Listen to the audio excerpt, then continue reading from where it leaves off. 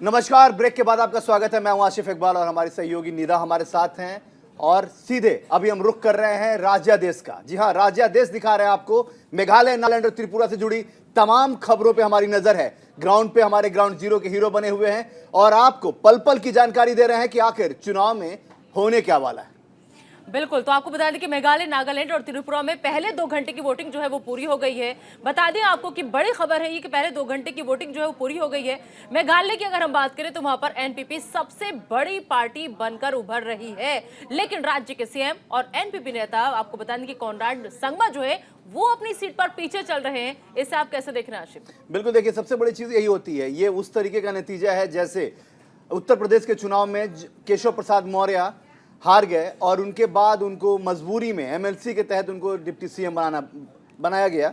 लेकिन इस तरीके से अगर आप खुद सोचिए कि यही नतीजे कई सारे ऐसे लोगों के साथ हुए हैं जब वो मुख्यमंत्री होते होते रह जाते थे और मुख्यमंत्री का चुनाव हार जाए, तो इससे बड़ी बात और क्या हो सकती है। खासतौर पर ममता बनर्जी के साथ भी यही हुआ है। तो इससे ये बात साफ है कि कब क्या हो जाए ये किसी को नहीं पता है, क्योंकि सिर्फ जनता मालिक होती है। बिल्कुल, तो बड़ी खबर आप तक पहुंचा दें कि त्रिपुरा के मुख्यमंत्री माणिक साहा जो है वो फिलहाल आगे चल रहे हैं। साहा बोरदोबली सीट से आगे चल रहे हैं। तो बड़ी खबर, अहम खबर, रुझानों में फिलहाल बीजेपी गठबंधन में बहुमत जो है वो हासिल करती हुई नजर यहां पर आ रही है। तो त्रिपुरा के मुख्यमंत्री माणिक साहा जो है वो आगे चल रहे हैं। बता दें आपको कि अहम खबर यह है कि बीजेपी जो है वो फिलहाल आगे बढ़त बनाए हुए, अभी तक ये रुझानों के नतीजे आपको हम समझा रहे हैं कि रुझानों में बीजेपी गठबंधन में बहुमत हासिल करती हुई नजर आ रही है। तो त्रिपुरा के मुख्यमंत्री माणिक साहा फिलहाल आगे जो है वो चलते हुए यहां पर नजर आ रहे हैं। तो साहा की जो सीट थी वो थी बोरदोबली, इसी सीट पर वो आगे चल रहे हैं। यहां पर उन्होंने एक बार फिर से अपनी किस्मत पर दांव खेला था। उसके बाद में अहम खबर आपको हम बता दें, और अगर मेघालय की हम यहां पर बात कर ले तो मेघालय से बड़ी खबर क्या है आशिफ? बिल्कुल, तो एनपीपी और राज्य के मुख्यमंत्री कॉनराड संगमा पीछे चल रहे हैं। आप इससे समझिए कि ये कितना दिलचस्प होगा कि जब आपकी पार्टी सरकार बनाने जा रही हो और आप खुद चुनाव हार जाएं, जो सबसे बड़ा चेहरा हो, जिस चेहरे पे चुनाव लड़ा जा रहा हो, वो चेहरा हार जाए और बाकी के चुनाव के तमाम जो खासतौर पर प्रत्याशी हो वो जीत जाए, तो इससे बड़ा दुर्भाग्य और कुछ नहीं हो सकता है। लेकिन फिलहाल अभी कह सकती है कि उनकी पार्टी के लिए राहत की बात यह है कि उनकी पार्टी सबसे बड़ी पार्टी बनकर भी उभर रही है और वो कहीं ना कहीं से सरकार बनाने की तरफ अग्रसर दिख रहे हैं। ये रुझान है, हम आप तमाम दर्शकों को बता दें कि अभी रुझान है, इसको नतीजों में तब्दील होने में अभी वक्त लगेगा, इसलिए थोड़ा इंतजार जरूर करना पड़ेगा। लेकिन जैसा कि न्यूज इंडिया बार बार ये कह रहा है कि ग्राउंड जीरो के हीरो हमारे मौजूद हैं, ग्राउंड जीरो से हम ये तमाम खबरें निकाल कर लाए हैं आपके लिए, क्योंकि अभी इस वक्त जानना बहुत जरूरी है कि आखिर रुझानों में कौन आगे है और कौन पीछे है। निदा, बिल्कुल, एक बार जो आपकी टैली हमारी स्क्रीन पर देख रहे होंगे, जल्दी से इसका अपडेशन भी आप तक हम पहुंचाते हैं। ये जो आप टैली देख रहे हैं, सबसे पहले ऊपर त्रिपुरा 60 सीटों पर वहां पर चुनाव लड़ा गया था। इसमें आपको बता दें कि बीजेपी प्लस 37 पर फिलहाल रुझानों में आगे जीत बनाते हुए दिख रही है हमें। अगर हम आईएनसी प्लस लेफ्ट की बात करें तो 12 सीटें, अगर हम त्रिपुरा की बात करें तो 11, अदर्स का खाता अभी नहीं खुला है यहाँ पर। मेघालय की अगर आप टैली देखेंगे तो मेघालय में यहाँ पर 60 सीटें थी, लेकिन 59 सीटों पर चुनाव हुआ था, जिसमें बीजेपी के खाते में फिलहाल रुझानों में 8 सीटें जाती हुई नजर आ रही है। इसके अलावा आईएनसी 6, एनपीपी 25, तो एनपीपी यहाँ पर बढ़त बनाए हुए है। अगर हम नागालैंड की बात करें तो 60 सीटों में एनडीपीपी प्लस को 48 सीटें। आईएनसी की अगर हम बात करें तो आईएनसी 1 पे अभी खाता खुला है महज, एनपीएफ 6, और इसके अलावा जो बाकी अदर्स के खाते में 5 सीटें जाती हुई आशिफ यहाँ पर नजर आ रही है। बिल्कुल निदा, इस पर हम विस्तार से चर्चा करने के लिए हमारे साथ हमारे गेस्ट भी जुड़ गए हैं। हमारे ग्राउंड जीरो के हीरो रिपोर्टर भी हमारे साथ होंगे। हम सीधे पहले आपको रूबरू करा दें, उनसे तारुफ करा दें। अश्विनी शाही जी, नेता बीजेपी, आपका बहुत स्वागत है। रत्नाकर सिंह जी, नेता कांग्रेस, आपका भी बहुत स्वागत है। और कुछ देर में हमारे साथ जुड़ेंगे योगेश सोनी जी, जो वरिष्ठ पत्रकार हैं, और हमारे ग्राउंड जीरो के हीरो बीजेपी से दीपक चौबे जुड़ेंगे। सबसे पहले अश्विनी शाही जी, आपसे कितनी खुशी हो रही है? मेहनत का फल नजर आ रहा है क्या? आसिफ जी, ये विकास की जीत है, ये वहां के लोगों से भाजपा के जुड़ाव की जीत है, और ये जीत है कांग्रेस का वहां लोगों से मोह भंग का। कांग्रेस को लोगों ने नकारा है। जिस तरीके से बेमेल गठबंधन करके ये त्रिपुरा में आए थे और ये कह रहे थे लेफ्ट के साथ इन्होंने गठबंधन किया, आज उनको जनता ने लगभग नकारा है। अभी तो ये रुझान आ रहे हैं, बिल्कुल, और अभी आंकड़े रुझान के हैं, धीरे धीरे रिजल्ट में बदलेंगे, मगर ये आज ये लग रहा है कि कांग्रेस को लोगों ने नकारा है, क्योंकि कांग्रेस पार्टी के शीर्ष नेतृत्व ने वहां की जनता को नकारा है। देखिए, राहुल गांधी जी अभी यात्रा कर रहे थे, कुछ चुनाव हुए, हिमाचल में नहीं गए, वहां गुजरात में एक सभा की, यहां पर वो गए ही नहीं। तो ऐसा हिंदुस्तान की जनता बहुत जागरूक है। आज वहां की नॉर्थ ईस्ट को जो इन लोगों ने छोड़ दिया था, वो माननीय प्रधानमंत्री जी ने लुक ईस्ट की पॉलिसी देकर आज वहां पर लोगों के मन में अर्बन एरिया से लेकर रूरल एरिया तक कनेक्टिविटी से जोड़ने का जो काम किया, आदिवासी बहुल क्षेत्रों में जो राशन की बात हुई, तो ये सारी चीजें भारतीय जनता पार्टी के साथ जनता को जोड़ने का काम कर रही है। और ये सवाल का जवाब भी ले लेते हैं। रत्नाकर सिंह जी खुद मौजूद हैं। रत्नाकर जी, इतने बड़े बड़े सवाल हैं, इन सवालों को अगर दोहराना मुझे नहीं लगता कि कहीं बेहतर होगा। आप इन सवालों के जवाब दे दें तो ज्यादा अच्छा लगेगा। शायद अश्विनी भाई भूल गए कि 3 राज्यों में इन्होंने सरकारें बनाई थी, और आज अभी जो परिस्थिति जो बन रही है, जैसा कि मेघालय में परिस्थितियां जो बन रही है, उसमें मुझे नहीं लग रहा है कि, और त्रिपुरा की भी परिस्थिति जिस तरह से बनती हुई नजर आ रही है, मुझे नहीं लग रहा है कि 3 राज्यों में ये एक राज्य से ज्यादा जो है सरकार बना पाएंगे। तो रत्नाकर जी, आप तो बस उसी तरीके से बातें कर रहे हैं कि तेरी जीत से ज्यादा मेरे हार के चर्चे होंगे। ये क्या बात कर रहे हैं आप? अरे आप ये इसकी भी तो चर्चा कीजिए कि आखिर आप लगातार इन स्टेट में पीछे क्यों? बताइए आगे बात सुन लीजिए। बताइए। देखिए, परिस्थिति आज की ऐसी है कि 3 राज्यों में जो चुनाव हुए उसमें कांग्रेस को खोने के लिए कुछ भी नहीं है और पाने के लिए बहुत कुछ अभी संभावित दिख रही है। मतलब हम इसी बात से खुश है रत्नाकर सिंह जी कि हमारे पास खोने के लिए कुछ नहीं है, क्योंकि हम पहले ही बहुत कुछ खो चुके हैं। बात पूरी अब मेरी बात पूरी करने लीजिए। अब मेरी बात पूरी करने दीजिए। अगर मैं बात पूरी नहीं करूंगा, प्रश्न बीच में पूछेंगी तो मैं अपनी बातों को रख नहीं पाऊंगा। पूरी कीजिए। रखिए। देखिए, 3 राज्यों में जो जिस प्रकार आपने देखा कि पिछले चुनाव में भी हम लोगों ने मतलब मेघालय में जो है काफी अच्छा परफॉर्म किया था, लेकिन कहीं ना कहीं भारतीय जनता पार्टी जो है ऑपरेशन लोटस या कह लीजिए सत्ता का जो लोकतंत्र का चीरहरण करके वहां पे सरकार बना ली। तो इस तरह का इनके चरित्र देखने को मिला है और हमारी सरकारें तीनों राज्यों में नहीं बन पाई। तो उसी परिदृश्य में मैं कह रहा हूँ कि इस बार जो चुनाव के नतीजे जो आए हैं उसमें कहीं ना कहीं एक राज्य में जो है हमारी संभावना मेघालय में बनती हुई नजर आ रही है कि हमारी वहां पे सरकार बन रही है और भारतीय जनता पार्टी नाहक खुश हो रही है, क्योंकि वहां पे त्रिपुरा में भी स्थिति इनकी जो है त्रिशंकु वाली ही बनने वाली है और मेघालय में तो ये सरकार इस बार नहीं बना पाएंगे निश्चित है, क्योंकि एनपीपी से जो इन्होंने गठबंधन किया था वो एनपीपी जो है समझौता इन्होंने तोड़ा, आधार पे तोड़ा कि अगर हम एनपीपी से अगर समझौता करते हैं। सर, आपको मैं रोकना चाहूंगी, मेघालय की सभी सीटों पर फिलहाल रुझान जो है वो आ चुके हैं। मतलब रुझानों में क्लियर जो स्थिति है वो ये कि नागालैंड में बीजेपी गठबंधन को प्रचंड बहुमत यहाँ पर मिलती हुई नजर आ रही है। नागालैंड में बीजेपी प्लस 44 सीटों पर आगे चल रही है। मेघालय की सभी सीटों पर रुझान जो है वो आ गए हैं। तो मेघालय से ये ताजा अपडेट आपकी टीवी स्क्रीन पर, जिसमें आपको बता दें कि नागालैंड में बीजेपी गठबंधन को प्रचंड बहुमत मिलता हुआ फिलहाल यहाँ पर रुझानों में नजर आ रहा है। नागालैंड में बीजेपी प्लस 44 सीटों पर आगे चल रही है। तो लगातार टैली में अपडेट आ रहा है। फिलहाल जो भी आप देख पा रहे हैं स्क्रीन पर वो रुझानों के हिसाब से हम बात कर रहे हैं। ये रुझान अभी नतीजों में जब बदलेंगे तो उसके बाद में सही आंकड़ा निकलकर सामने आएगा, लेकिन फिलहाल नागालैंड में बीजेपी प्लस के साथ आगे बढ़ती हुई नजर आ रही है। नागालैंड में बीजेपी गठबंधन को प्रचंड बहुमत जो है वो मिल रही है। अश्विनी शाही जी कुछ कहना चाहेंगे? देखिए, रत्नाकर जी अभी भी मुगालते में जी रहे हैं, जैसे इनके राष्ट्रीय नेतृत्व के लोग जी रहे हैं, मुगालते में जी रहे हैं। रत्नाकर भाई, अभी जो रुझान है मैं इसको अभी नतीजा आगे 1 घंटे बाद 1.5 घंटे बाद क्लियर हो जाएगा, लेकिन आप इतने खुश हैं, अच्छी बात है, खुश होना भी चाहिए। ये अभी आसिफ जी ने और निदा जी ने कहा कि आप उनकी हार मतलब अपनी हार से खुश हैं, उनकी जीत से खुश नहीं है। देखिए, वामपंथी दलों ने बहुत ज्यादा वहां घोटाले किए थे, वो पीछे जा रहा था उनका जो 5000 गांवों तक हमने सड़कें पहुंचाई हैं, वहां के इलाकों तक कनेक्टिविटी नहीं थी। 1942 में अगरतला में एक एयरपोर्ट बना था, उसके बाद इन लोगों ने उस पर एक ईंट रखने का काम नहीं किया। हम लोगों ने उसको मॉडर्नाइज करके और बेहतर कनेक्टिविटी देने की बात की। दीपक, हम लोगों ने वहां की जनता के साथ जुड़ाव की बात की है। हमने वहां कांग्रेस की तरह उसको अछूता नहीं छोड़ा। हमने एक पॉलिसी बनाई जो पहले भी मैंने बताया, लुक ईस्ट पॉलिसी।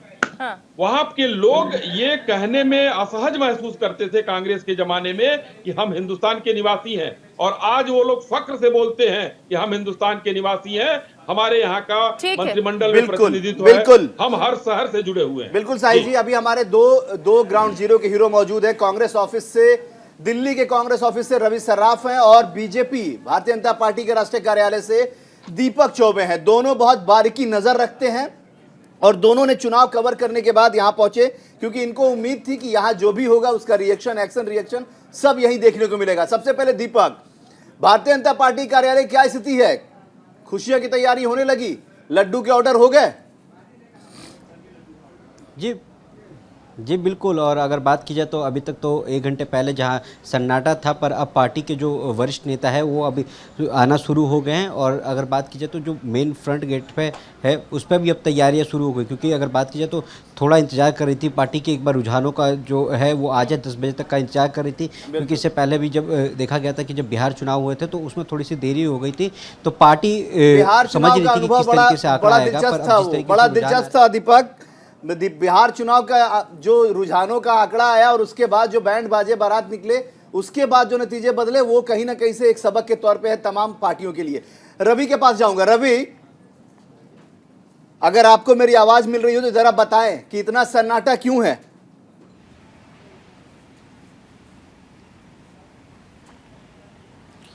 देखिए आसिफ जी, सन्नाटा होना बहुत लाजमी भी है, क्योंकि जब चुनाव होते हैं और 3 राज्यों के महत्वपूर्ण चुनाव, अगर अंक गणित को देखें तो तकरीबन 180 सीट बहुत महत्वपूर्ण हो जाता है। और अगर आप चुनाव को सीरियस नहीं लेते हैं तो नतीजे इसी तरह के आते हैं और सन्नाटा पसर जाता है। क्योंकि आप तीनों राज्यों को अगर देखें, नॉर्थ ईस्ट देश का बहुत भिन्न अंग है, खूबसूरत राज्य है और बहुत महत्वपूर्ण राज्य, और 24 से पहले इसे आप सेमीफाइनल के रूप में भी देख सकते हैं, क्योंकि नॉर्थ ईस्ट बता देगा कि 24 में क्या कुछ होने वाला है, कैसी तस्वीर और क्या नतीजे निकल कर आने वाले।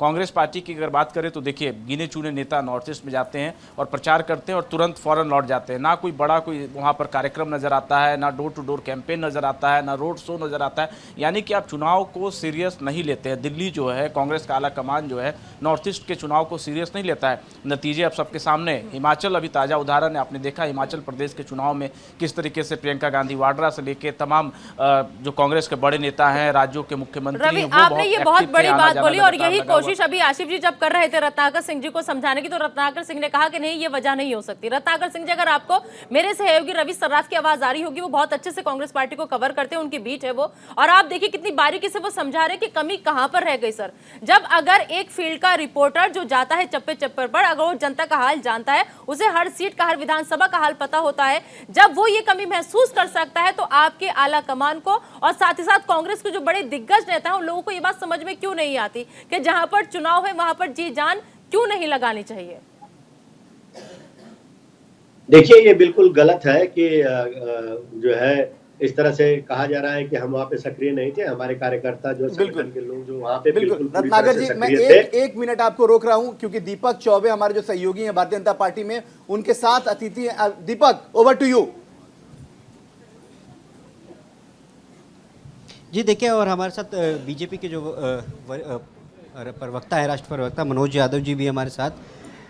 मनोज यादव जी, जो रुझान आ रहे हैं वो आप लोग के फेवर में आ रहे हैं, और अगर बात की जाए तो आतिशबाजी की प्रधानमंत्री खुद हो सकता है कि शाम को आ जाए, क्या तैयारियां हैं पार्टी में? देखिए, पार्टी में हर्षोल्लास है और भारतीय जनता पार्टी पूर्ण विश्वास के साथ कह रही है कि भारतीय जनता पार्टी को जो जनता जनार्दन ने नागालैंड में, त्रिपुरा में और मेघालय में जो आशीर्वाद दिया है, उसी का नतीजा है कि भारतीय जनता पार्टी वहाँ डबल इंजन की सरकार ने जो विकास के कार्य किए, अब दोबारा से पुनरावृत्ति वहाँ दोहराने वाले हैं। वहाँ पर दोबारा से हम लोग सरकार बनाने वाले हैं। ये माननीय नरेंद्र मोदी जी के नेतृत्व, वहाँ के जनता जनार्दन के आशीर्वाद और हमारे संगठन की जीत है, हमारे गठबंधन की जीत है। पर अगर वही बात की जाए तो त्रिपुरा में अगर जिस तरीके से आपने सीएम चेंज किया, उसके बाद जो पिछले बार का जो रिकॉर्ड है कहीं ना कहीं उसमें डाउन होता जा रहा है। हालांकि प्रधानमंत्री नरेंद्र मोदी 58 बार के आसपास खुद त्रिपुरा जा चुके हैं, पूर्वोत्तर राज्यों का दौरा कर चुके हैं। देखिए, इसी से समझना चाहिए कि जब देश के प्रधानमंत्री मात्र 8-9 सालों के अंदर 58 बार दौरा कर चुके हैं, और एक वो सरकारें चलती थी जो आज, वो पार्टियाँ थी जो आज सिमटती चली जा रही हैं। कांग्रेस पार्टी वहाँ पर सिमटती चली जा रही है, सीपीएम का भी क्या हश्र हो गया है। तो इससे साफ साफ दिखता है कि माननीय प्रधानमंत्री की सर्वोच्च प्राथमिकता उत्तर पूर्व है। माननीय प्रधानमंत्री जी 57-58 बार दौरा कर चुके हैं। इनके प्रधानमंत्री तो कभी कभी जाते थे वहाँ पर, और अभी हर 15 दिन पे हमारे कैबिनेट मिनिस्टर्स वहाँ जाते हैं। तो इससे साफ साफ दिखता है कि हमारी प्राथमिकताएँ क्या हैं। हमने एक मूल मंत्र दिया वहाँ पर, किस तरह से इसको एक अलग थलग उत्तर पूर्व को मान लिया गया था। हमने हीरा मंत्र दिया माननीय प्रधानमंत्री जी ने। हीरा हाईवे से जोड़ना, इंटरनेट से जोड़ना, रेलवे से जोड़ना और एयरवेज से जोड़ना। यानी कि हमने आधारभूत संरचना को मजबूत करने का काम किया है। एक समय वो था जब वहाँ इंसर्जेंसी थी, वहाँ पर कर्फ्यू चलता था, ब्लॉकेड होते थे, जिस तरह से जंगल राज चलता था, लहूलुहान वहाँ की मिट्टी हो जाती थी। तो आज क्या है, आज वहाँ पर विकास की बयार बह रही है, आज वहाँ शांति है। बहुत सारे अलगाववादी समूह हैं जिन्होंने सरेंडर कर दिया है और वहाँ शांति है, वहाँ पर अलगाववाद है ही नहीं, नामो निशान नहीं है। वहाँ विकास की बयार बह रही है, आज वहाँ समृद्धि आ रही है। वहाँ जो कट गया था उत्तर पूर्व, उसको जोड़ने का हमने काम किया है। तो निश्चित रूप से हम लोग सरकार बनाएंगे और प्रचंड बहुमत के साथ तीनों राज्यों में सरकार बनाएंगे। तो आसिफ जी, देखा जिस तरीके से मनोज यादव कह रहे हैं कि सरकार बनाएंगे, और जिस तरीके से अगर बात की जाए तो जो डबल इंजन की सरकार ने जो पूर्वोत्तर राज्यों में जो काम किए, चाहे इंफ्रास्ट्रक्चर की बात की जाए, चाहे रोड या ट्रांसपोर्ट की बात की जाए, जिस तरीके से लगातार वहाँ काम हो रहे हैं, जाहिर सी बात है ये डबल इंजन की सरकार है जिसने वहाँ अच्छा काम किया है। बिल्कुल दीपक, आप हमारे साथ बने रहिए और साथ साथ रवि सराफ हमारे सहयोगी भी लगातार बने हुए हैं। इनके अलावा हमारे साथ मेहमान अश्विनी शाही और रत्नाकर सिंह साहब भी बने हुए हैं। तो नागालैंड, त्रिपुरा और मेघालय में क्या है चुनावी अपडेट, क्योंकि आज नतीजों का दिन है। किसने बाजी मारी, कौन आगे कौन पीछे, पल पल की हर अपडेट आप तक न्यूज इंडिया पहुंचा रहा है। लेकिन इस बीच आपको बता दें कि नेताओं की प्रतिक्रिया आने का सिलसिला भी लगातार जारी है। अब इसी कड़ी में अगर हम बीजेपी की बात कर ले तो बीजेपी की तरफ से आपको बता दें कि सुनील देवधर और धनंजय गिरी ने क्या कुछ कहा है। सबसे पहले आप उनकी जरा ये सुन लीजिए बाइट। देखिए, शुरुआत के जो रुझान है, उन रुझानों में नागालैंड और त्रिपुरा में भारतीय जनता पार्टी स्पष्ट बहुमत से अपनी सरकार गठबंधन के साथ बनाती नजर आ रही है। मेघालय में स्थिति ऐसे बनने के आसार है कि भारतीय जनता पार्टी के सहयोग के बिना कोई सरकार नहीं बना पाएगा, और इसलिए नरेंद्र मोदी जी के विकास ओरिएंटेड राजनीति और प्रो इनकम्बेंसी के आधार पर ही हम चुनाव लड़ते हैं और हमारे कामों के आधार पर हम जीत कर आते हैं। ये आज फिर एक बार साबित हो जाएगा। भारत को उसका नायक मोदी के रूप में भारत को प्राप्त हो चुका है। तो पूरा पश्चिम, उत्तर, दक्षिण चारों दिशाओं में जो विजय भारतीय जनता पार्टी भारत की जनता के सहयोग से कर रही है, और आदरणीय नरेंद्र मोदी के नेतृत्व में हम इस बात के लिए आश्वस्त हैं कि हमारी सीटें बढ़ ज़्यादा से ज़्यादा आएंगी। जनता हमें आशीर्वाद और प्रेम देगी, क्योंकि अंतिम निर्णय तो जनता को करना है। तो आपने सुना, और इसी कड़ी में लगातार अश्विनी शाही साहब जो कि बीजेपी के नेता है वो जुड़े हुए हैं, साथ ही साथ रत्नाकर सिंह साहब जो कि नेता कांग्रेस है वो भी हमारे साथ जुड़े हुए हैं। लेकिन आपको बता दें कि हमारे साथ अब राजनीतिक विश्लेषक कार्तिक बत्रा साहब भी जुड़ चुके हैं। कार्तिक जी, आपका बहुत बहुत स्वागत है। कार्तिक जी के सर के पास हम जाएंगे, लेकिन उससे पहले हम सीधा बीजेपी ऑफिस का रुख कर लेते हैं। वहां से मनोज यादव जी हमारे साथ जुड़े हुए हैं। मनोज यादव जी, आज खुश तो बहुत होंगे आप, मुझे ये डायलॉग याद आ रहा है, लेकिन जिस तरीके से 2023 में जो विधानसभा है या जो राज्य के चुनाव हैं वो कितने महत्वपूर्ण हो जाते हैं बीजेपी के लिए 2024 के लिए आज से सर, क्योंकि ये जो 2023 के राज्यों के नतीजे आएंगे 2024 की रूपरेखा पे बहुत कुछ डिपेंड करेगा।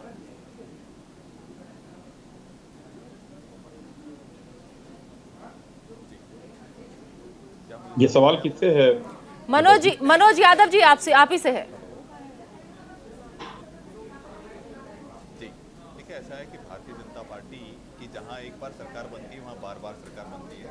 लगातार आप देख रहे हैं कि चाहे गोवा का उदाहरण देख लीजिए, चाहे उत्तर प्रदेश देख लीजिए, उत्तराखंड देख लीजिए, मणिपुर देख लीजिए, यहाँ पर भी डबल इंजन की सरकार के द्वारा जो डबल इंजन चला है उसी का नतीजा है।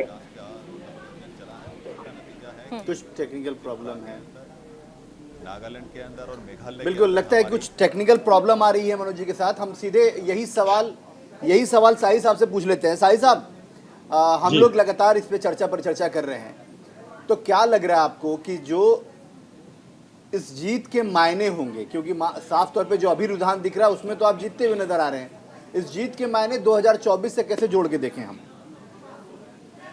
देखिए, जहां भी भारतीय जनता पार्टी की सरकार बन रही है 2024, अभी विपक्ष जो है चुनाव के पहले कह रहा था कि सेमीफाइनल है, तो इसको सेमीफाइनल मानिए। और हमारे विकास की जो माननीय प्रधानमंत्री जी ने विकास की धारा बहाई है, नॉर्थ ईस्ट में जो हीरा प्रोजेक्ट पर हम लोग चले हैं, तो उन चीजों को आप 2024 से जोड़िए। मैंने पहले भी कहा कि भारतीय जनता पार्टी ने लुक ईस्ट की जो पॉलिसी अपनाई है, वो पॉलिसी हमको 2024 में बहुत सरलता से जनता का आशीर्वाद दिलवाने में सहायक होगी। नॉर्थ ईस्ट का और पूरे देश में, अभी कई रत्नाकर जी ही कह रहे थे कि ये देखिए अभी क्या हो रहा है, भारतीय जनता पार्टी हार रही है। हम लोगों ने आज जो है मेघालय की बात करते हैं, जो रुझान दिखा रहे हैं, हम 2 सीटों पर थे, आज 7 सीटों पर हैं, हम वहां बढ़े हैं। लेकिन कांग्रेस ये नहीं कहने के लिए और मानने के लिए तैयार है कि वो खत्म हो रही है। लेकिन सर एक अपडेट आ रहा है बीजेपी के लिए, अश्विनी जी एक अपडेट आ रहा है बीजेपी के लिए त्रिपुरा की अगर मैं बात करूं तो उसमें जो सीट है वो फिलहाल अब रुझानों में घट रही है। जी देखिए निदा जी, मैं आपको बता रहा हूं कि अभी 2 चरण की मतगणना हुई है और छोटे छोटे वहां पर है, कहीं भी 700, 800, 600 से ऊपर का हार जीत का मार्जिन अभी नहीं है।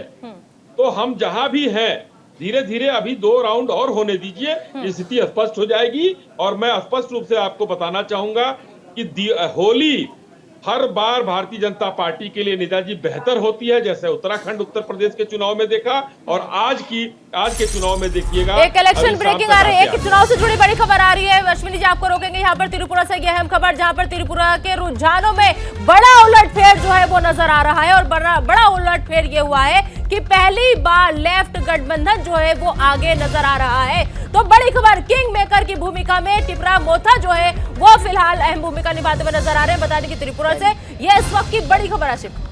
टैली भी पढ़ा के टैली भी दिखा देने की जरूरत है, टैली भी पढ़ के सुना देने की जरूरत। तमाम जो दर्शक हैं वो भी देख रहे होंगे और जो हमारे गेस्ट हैं उनको भी हम बता दें कि इस वक्त आईएनसी लेफ्ट गठबंधन जो है वो 24 सीटों पर आगे नजर आ रहा है। आईएनसी लेफ्ट गठबंधन 24 सीटों पर, और भारतीय जनता पार्टी जो कि अभी से कुछ देर पहले तक 30 सीटों के रुझान दिख रहे थे उनके साथ, अब वो 22 सीटों पर आगे नजर आ रहे हैं। और सबसे दिलचस्प बात, टिपारा मोथा की अगर हम बात करें तो वो 13 सीटों पर आगे नजर आ रहे हैं। मतलब साफ है कि कहते हैं कि जनता ही मालिक है और कब क्या हो जाए किसी को नहीं पता। इसीलिए मैंने उस समय दीपक से भी यही बात कही थी कि दीपक, भारतीय जनता पार्टी के कार्यकर्ता कम से कम बिहार के नतीजों के बाद बहुत सचेत हो गए हैं। तुरंत मतलब आप कह सकते हैं कि तुरंत सेलिब्रेशन करने के मोड में नहीं होते हैं, क्योंकि वो तमाम चीजों को सोचते समझते देखते हैं। और ठीक देखिए वही हो रहा है, खास तौर पर त्रिपुरा। 3 राज्यों की अगर हम बात करें निदा, तो सबसे बड़ा स्टेट और सबसे दिलचस्प स्टेट माना जाता है त्रिपुरा, मान रहा है लोग।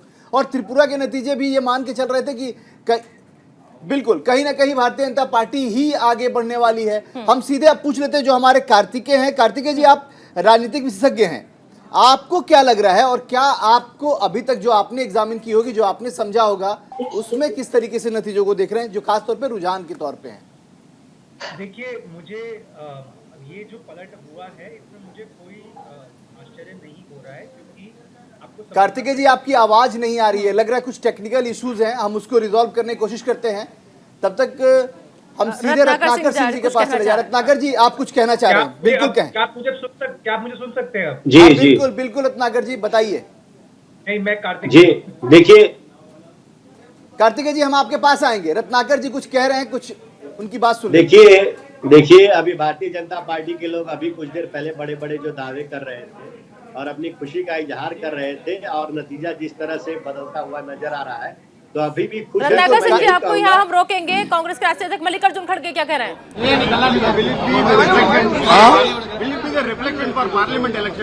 No, it is nothing to do with small states elections. Usually,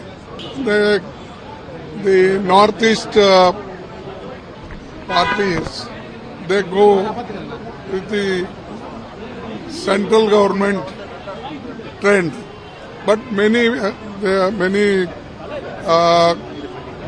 leaders are committed to national politics.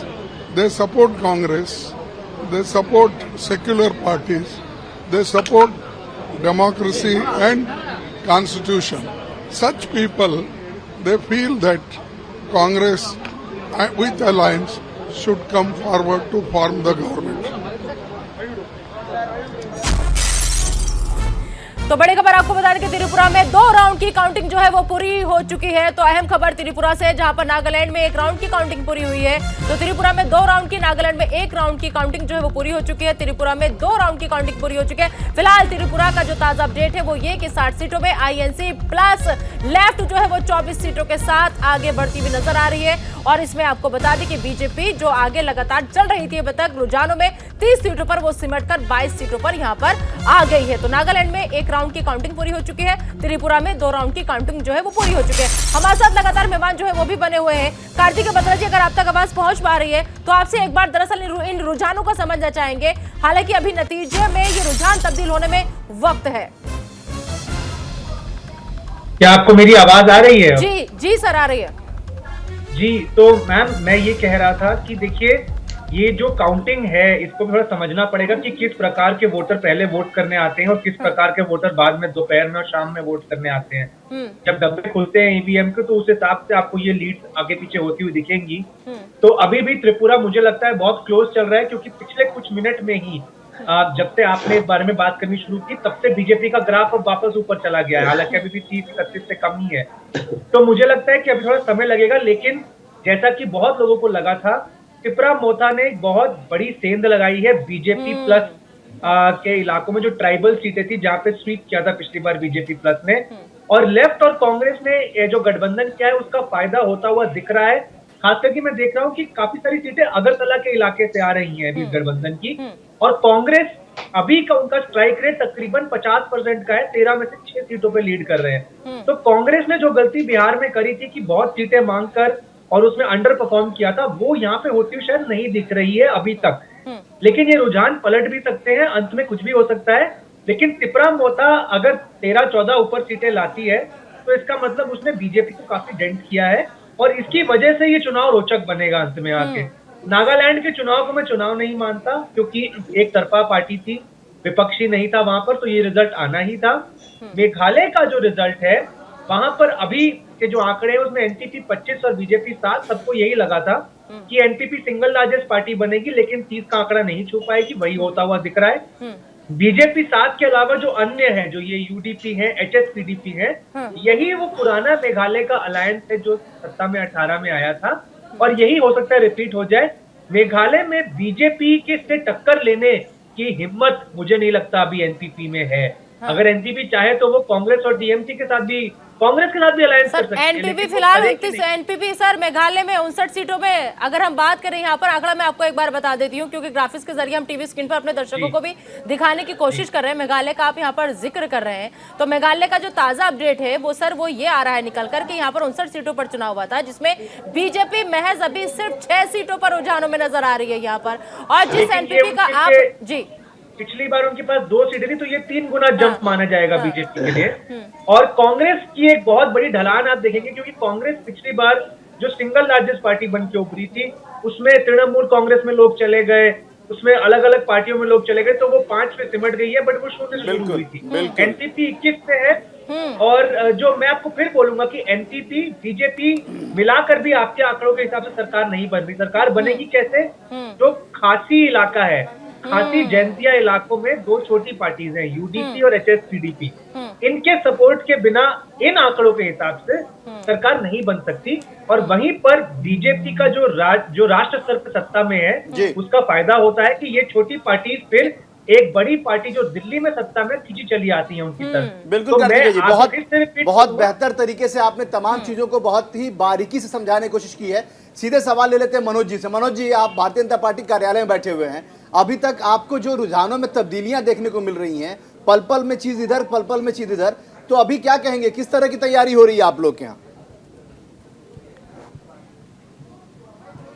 देखिए, हमारी तैयारी जश्न और उल्लास की रहने वाली है, क्योंकि वहाँ की जनता जनार्दन हमें आशीर्वाद दे रही है। और जो राजनीतिक विश्लेषक यहाँ पर विश्लेषण कर रहे हैं, वो कांग्रेस के बारे में भी थोड़ा विश्लेषण कर लेते कि क्या हश्र हो गया कांग्रेस पार्टी का। और मैं तो कहता हूँ, भारतीय जनता पार्टी जहाँ पर एक बार सरकार बनाती है, उसकी डबल इंजन की सरकार ऐसे कार्य करती है जिसके माध्यम से लगातार वहाँ सरकारें बनती है। मणिपुर का एग्जाम्पल हो, उत्तराखंड का हो, उत्तर प्रदेश का हो, और गुजरात तो एक अप्रतिम उदाहरण है सबके सामने। मनोज जी, आपने कांग्रेस की बात की, जरा कांग्रेस लीडर से ही ले लेते हैं रिएक्शन। रत्नाकर सिंह जी, जरा जवाब दे दीजिए, आप आपकी चिंता कर रहे हैं मनोज जी। जी मनोज जी को मैं एक बात कहना चाहूंगा कि अभी देखिए जिस तरह से रुझान अभी आगे देखने को मिल रहे हैं, उसमें त्रिपुरा में भी इनकी सीटें जो है घटती हुई नजर आ रही है। सर बढ़ गई है, अब बढ़ गई है, अब 26 हो गई है। आईएनसी प्लस लेफ्ट 20 बढ़ गई है, अब बीजेपी 26। तो मेघालय में भी जो ये एनपीपी से इस बात पे इन्होंने गठबंधन नहीं किया था कि ये कह रहे थे वहाँ पे कि विकास अवरुद्ध हो जा रहा है, इसलिए हम अकेले लड़ेंगे। तो अब ये कह रहे थे जो अभी मनोज जी की वहाँ पे कि हमारी सरकार बनेगी, तो क्या ये किस आधार पे वहाँ पे सरकार से गठबंधन करेंगे? क्या वो टीएमसी से गठबंधन करेंगे, ये बता दें, या उस एनपीपी से गठबंधन करेंगे जिसको इन्होंने चुनाव के समय इन्होंने नकार दिया था? मेरी आवाज आ रही है? जी आ रही है सर, आ रही बोलिए रत्नाकर जी बोलिए। या उस समय इन्होंने चुनाव के समय तो जनता के सामने जब गए तो एनडीपी के खिलाफ इन्होंने बोला था, तो क्या आप उनके साथ गठबंधन करेंगे? जरा ये मनोज जी मुझे बता देंगे। और रही बात, देखिए आज जो है कांग्रेस, अरे आपने क्या किया है, प्रमुख भूमिका आपने क्या किया है? जो धुर विरोधी है, जिसने त्रिपुरा को लहू लुहान करने का काम किया है, उस सीपीएम के साथ में तो आप गलबाही कर रहे हैं, उसकी गोदी में जाकर के बैठ गए हैं। आपकी तो विचारधारा एक दूसरे की दुश्मनी वाली विचारधारा थी। केरल, आप सुनिए, आप बीच में मत बोलिए, आपका पूरा भाषण हो गया है। मैं आपका पूरा भाषण सुनने के लिए नहीं बैठा हूँ। सुनिए, रत्नाकर सिंह जी जीरो की तरफ बढ़ रहे हैं, एक एक करके सर, वरना सुन नहीं पाएंगे, एक एक करके सर, वरना सुन नहीं पाएंगे एक दूसरे को। जी जी हाँ बोलिए रत्नाकर सिंह जी, अपनी बात पूरी कीजिए। अभी मनोज जी कह रहे थे कि हम गलबैया कर रहे हैं। अभी आप मुझसे बुलवाइए, एक आदमी से भूल गए कि ये किस तरह से पीडीपी के साथ गलबैया करके वहाँ पे सरकार बना रहे थे। ये भूल जाते हैं कि ये चुनी हुई जनता के, जो जनता के द्वारा चुनी हुई सरकारों को गिरा करके और किस तरह से लोकतंत्र का चीर हरण करके और वहाँ पे सरकारें बनाते हैं। जवाब ले ले, मात्र 2 सीट इनकी थी और इन्होंने सर जवाब ले लेते हैं। रत्नाकर सिंह जी अब जवाब भी सुन लीजिए मनोज जी का। गोवा ले लीजिए, तमाम ऐसे ठीक है, कर्नाटका ले लीजिए। ठीक है रत्नाकर सिंह जी, अरे रत्नाकर सिंह जी आप सुन लीजिए, सर सुन लीजिए, रत्नाकर सिंह जी सुन लीजिए। मनोज जी अब आप बोलिए, जवाब दीजिए रत्नाकर सिंह को, वो बहुत सवाल है जो आपसे उनके जवाब चाहते हैं। देखिए, ऐसा है कि लोकतंत्र का चीर हरण करने वाले, लोगों को सलाखों के पीछे डालने वाले, आपातकाल लगाने वाले, लोकतंत्र की दुहाई ना दे, 150 से ज्यादा सरकारें गिराने वाले, 356 का सबसे ज्यादा दुरुपयोग करने वाले यहाँ पर बैठ करके भाषण ना दे, ये क्या तरीका है? क्या तरीका है कि मैं डिबेट नहीं कर पाऊंगा? रत्नाकर सिंह जी आपने बोला तो मनोज जी ने आपको सुना ना, अब मनोज जी बोल रहे हैं तो प्लीज आप भी शांति बनाए रखिए, मुझे मौका दीजिए। हाँ बिल्कुल मिलेगा, बिल्कुल मिलेगा, बोलिए मनोज जी। इन्होंने उत्तर पूर्व के साथ में क्या किया? इन्होंने उत्तर पूर्व के साथ दोयम दर्जे का व्यवहार किया। उत्तर पूर्व के अंदर क्या होता था? इंसर्जेंसी होती थी, लहू लुहान वहाँ की मिट्टी होती थी, किस तरह से कर्फ्यू लगते थे, ब्लॉकेड होते थे, अलगाववादी किस तरह सर उठाते थे। माननीय नरेंद्र मोदी जी ऐसे देश के पहले प्रधानमंत्री है जो 57-58 बार वहाँ पर जा चुके हैं पिछले 9 सालों के अंदर। हर 15 दिन पे हमारा एक कैबिनेट मिनिस्टर वहां पर जाता है।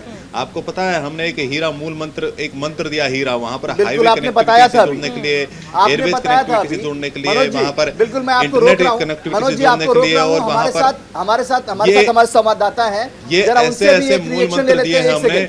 रवि, आप कांग्रेस ऑफिस में मौजूद है, रवि जरा ये बता दीजिए कि क्या जिस तरीके से अभी मल्लिकार्जुन खड़गे की बाइट हमने सुनी, जो उनका बयान था, कांग्रेस पार्टी के राष्ट्रीय अध्यक्ष हैं और वो ये कहते हैं कि ये तो छोटा चुनाव था। अब जरा आप ये बताइए, हम जिस जगह पे आप खड़े हैं, ये उस पार्टी का सबसे बड़ा कार्यालय है, जरा ये बता दीजिए कि ये छोटे चुनाव को समझ के ही क्या कांग्रेस पार्टी के कोई भी बड़े नेता वहां नहीं पहुंचे? और जो चुनाव को छोटा समझे फिर वो किस तरह की बड़ी पार्टी?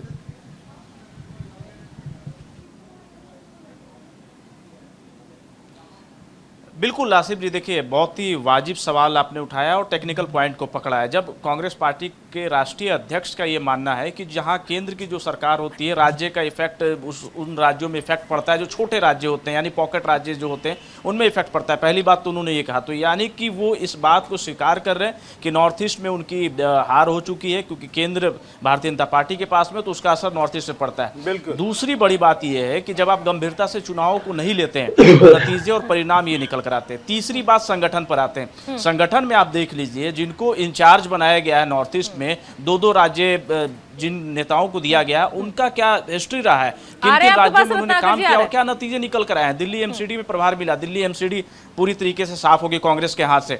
उसके बाद आप जाते हैं नॉर्थ ईस्ट में, आपको प्रभार दिया जाता है, नॉर्थ ईस्ट आपके हाथ से साफ हो जाता है। संगठन भी साफ हो रहा है और परिणाम भी साफ हो रहा है। संगठन में आपके पास कोई दिग्गज नेता उन तमाम राज्यों में नहीं बचा है जो ये कह सके कि हम राज्य में सरकार को ला सकते हैं या संगठन को हमने बुनने का काम किया है। तो संगठन का जो ताना बाना होता है दिल्ली से लेकर राज्यों तक, वो चरमराया है, वो टूट गया किया है। आपने चुनाव के दौरान नहीं देखा होगा, कई बार ऐसा होता है कि राजनीतिक दल को छोड़कर जो है इधर उधर नेता जाते हैं, पर कांग्रेस में कोई नेता नॉर्थ ईस्ट का बड़ा दूसरे दलों से टूट कर नहीं आया, ना ही संगठन के ताने बाने को आपने इतना मजबूत किया जिससे ये कहा जा सके कि आप डोर टू डोर कैंपेन भी कर रहे हो। बिल्कुल जहां तक बड़े नेताओं की बात है, मल्लिकार्जुन खड़गे जाते हैं नॉर्थ ईस्ट में महज एक दिन के लिए, एक कार्यक्रम के लिए। राहुल गांधी जाते हैं नॉर्थ ईस्ट में, 3 राज्यों में चुनाव चल रहा है। एक रवि इसको समझते हैं रत्नाकर जी से।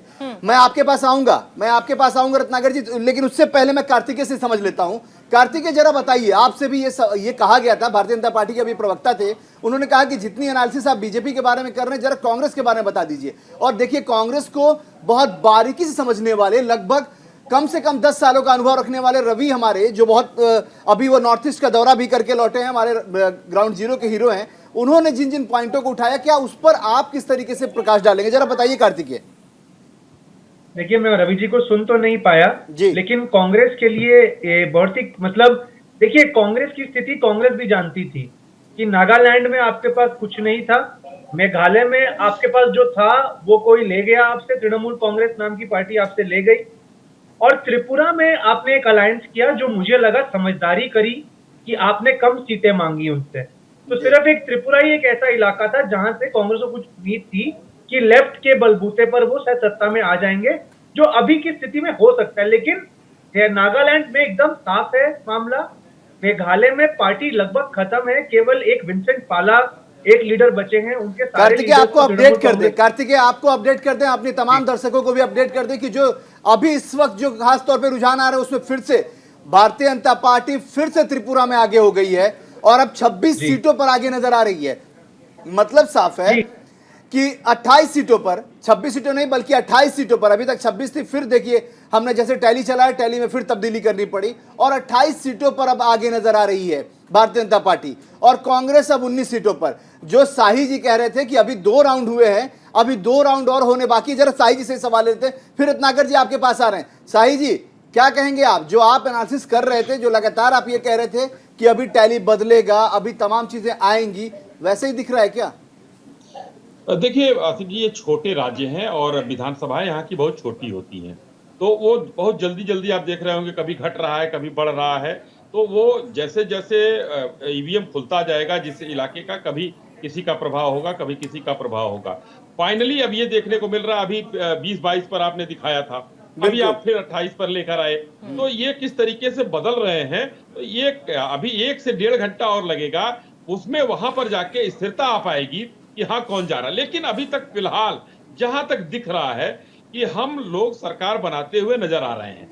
फिलहाल में 28 सीटें हैं, प्लस जो है अभी कांग्रेस तो सरकार बनाती हुई नजर नहीं आ रही है। लेकिन एक बड़ा महत्वपूर्ण चीज अभी आया, खड़गे साहब जो इनके राष्ट्रीय अध्यक्ष हैं, उन्होंने कहा कि ये छोटे चुनाव थे। यही अंतर है भारतीय जनता पार्टी के और कांग्रेस के बीच में।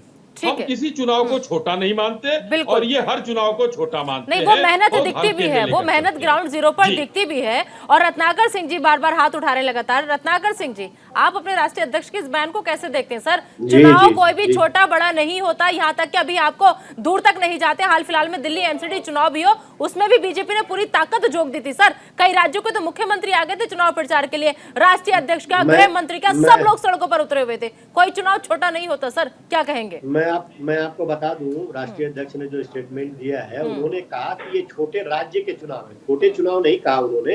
आप इस चीज को करेक्ट कर लीजिए आप सभी लोग, ये छोटे राज्य के चुनाव है। तो उस तरह से उन्होंने ठीक है सर, आप ही की बात से एग्री करते हैं कि अगर छोटे राज्य के चुनाव भी हैं तो क्या हम वहां से आंखें मूंद लेंगे? सर, वहां पर मेहनत नहीं करेंगे, वहां पे अपनी पार्टी को मजबूत नहीं करेंगे?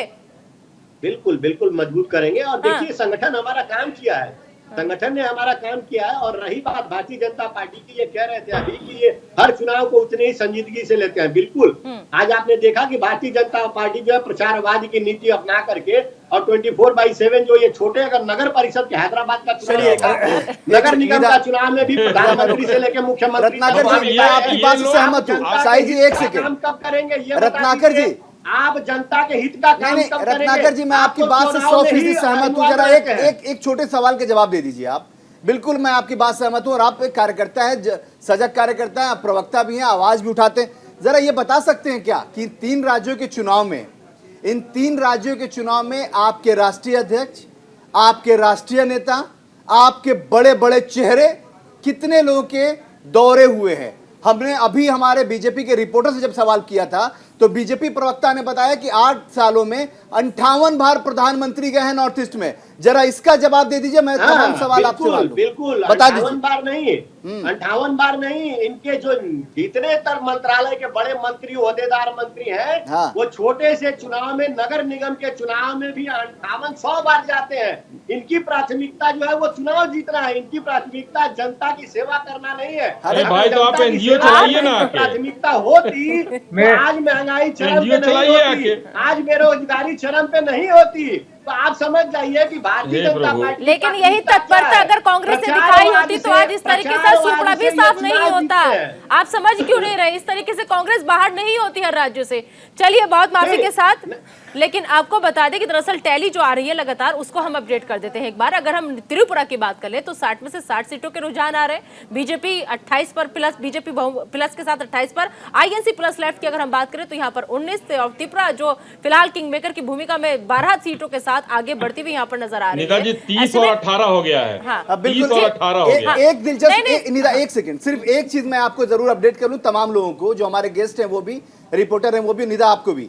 एक चीज में बदलाव नहीं दिखा है त्रिपुरा में, और साई जी आप भी मानेंगे, और रत्नाकर जी आप भी मानेंगे, और कार्तिकेय आप भी मानेंगे, वो टिपरा मोथा में इसके सीट में कोई बदलाव नहीं है। जो 14 सीट था वो 12 हुआ, वो 12 हुआ, वो 14 हुआ, कोई ज्यादा वेरिएंट नहीं है। इसका मतलब ये है कि सेंधमारी बेहतर तरीके से टिपरा मोथा ने की है भारतीय जनता पार्टी की, अभी और 11 इसको हो आप गया, खारिज नहीं कर सकते हैं। अभी 11 आ गया, 11, 18 और 30 ये चल रहा है।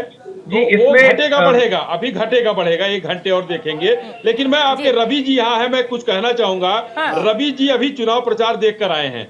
रवि जी बताएंगे कि कांग्रेस कितनी दिख रही थी वहाँ और भारतीय जनता पार्टी कितनी दिख रही थी। कार्तिकेय कुछ कह रहे हैं, निदा कार्तिकेय कुछ देखिए, इसमें एक अहम बात ये भी है, बीजेपी का जो आईपीएफटी अलायंस पार्टनर था उसकी भी रेलेवेंस कम हुई है त्रिपुरा, उसकी स्पेस भी त्रिपुरा ने ऑक्यूपाई करी है। तो बीजेपी को तो नुकसान पहुंचाया ही है, लेकिन आईपीएफटी को इस वजह से सीटें भी कम दी बीजेपी ने लड़ने के लिए। मैं आप दोनों की एक बात पर एक जवाब देना चाहूंगा कि कांग्रेस के लीडरशिप प्रचार क्यों नहीं करती। कांग्रेस में 100 खामियां आज की तारीख में, इलेक्टोरली बहुत कमजोर हमें दिखती है। लेकिन मुझे एक, आप जब कंपैरिजन करते हैं बीजेपी कांग्रेस का, तो अगर हम फेयर तरीके से उसके बारे में बात करें तो आज की तारीख में बीजेपी के पास जो संसाधन है चुनाव लड़ने के लिए, कांग्रेस के पास उसका कुछ प्रतिशत भी नहीं है। तो कहीं ना कहीं एक सवाल ये भी हो जाता है कि आप अपना फोकस कौन से राज्यों में करें उन लिमिटेड संसाधनों के साथ। मैं किसी की बैटिंग नहीं कर रहा यहाँ पर, लेकिन अगर हम निष्पक्ष होकर एनालिसिस कर रहे हैं तो हमें हर पक्ष को समझना पड़ेगा कि क्या कार्तिकेय जी एक सवाल कार्तिकेय जी, तो इनको गांडी रख देना चाहिए। एक अहम बात है, एक सवाल बीजेपी से है, एक सवाल बीजेपी से। कार्तिकेय जी, गांडी इनको रख देना चाहिए। जब संसाधन ही नहीं है तो गांडी रख कर किनारे अपना हार मान लेना चाहिए। अश्विनी भाई मुझे बता दीजिए कि आप मेघालय में किसके साथ गठबंधन करके सरकार बनाएंगे, आप ये मुझे बता दीजिए। जिस मेघालय की जनता के हित में जो भी बेहतर होगा हम करके बनाएंगे। रत्नाकर सिंह जी, यही तो कांग्रेस की खूबी है कि आज के दिन भी अपनी परवाह नहीं है आपको। चिंता यहाँ पर आपको बीजेपी की सता रही है कि किसके साथ वो सरकार बनाएंगे। एनपीपी के साथ आप। एक बड़ी खबर आ रही है, सारे मेहमानों को ऑडियो फेडर डाउन कीजिए। एक बड़ी खबर अडानी मामले से जुड़ी हुई आ रही है। आपको बता दें कि सुप्रीम कोर्ट का बड़ा फैसला अडानी मामले में आ चुका है। सुप्रीम कोर्ट ने 6 सदस्यीय कमेटी का गठन कर दिया है। तो बड़ी खबर, अहम खबर, क्योंकि आज का दिन बेहद अहम था। अब बता दें आपको कि 17 फरवरी को यह फैसला जो था सुरक्षित रख लिया गया था, लेकिन अब इस मामले में आज 2 मार्च को सुप्रीम कोर्ट ने 6 सदस्यीय कमेटी का गठन कर दिया है। अडानी मामले में सुप्रीम कोर्ट का यह बड़ा फैसला।